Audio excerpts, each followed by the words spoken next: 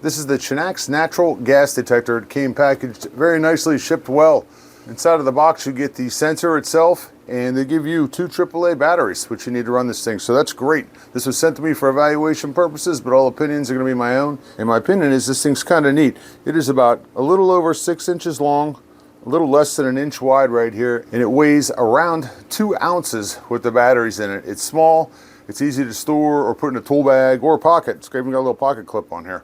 The sensor on here is good for up to a year, and as far as replacing the batteries on here goes, you just unscrew the top and you stick the 2 AAAs in there, screw it back on, simple as that.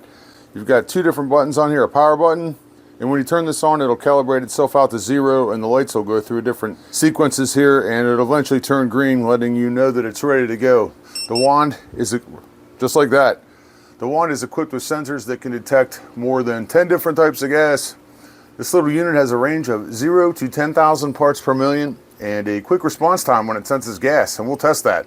They also give you a set of instructions in here, and it's got some useful information in here because it says it's resistant to radiation and electromagnetic interference, so it gives you a better reading. My little wand tester set up right here, and we'll test it out. So it has 2 different types of alarms on here. It has an audible alarm, and it has a visual LCD display that'll show you green for good and red for bad, so it's super easy to read. Let's try some butane, see what happens.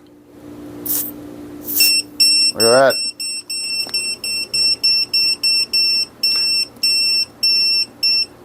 So you can see when the butane set it off, the LCD turned red, the audible alarm went off, beeping really fast, letting you know that you had a problem right there. So this would be a great item to have on hand for home use, you know, if you have a gas furnace, gas stove, that kind of stuff.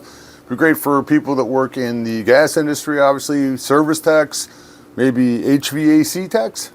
All kinds of uses. Very nice, very lightweight. I love it.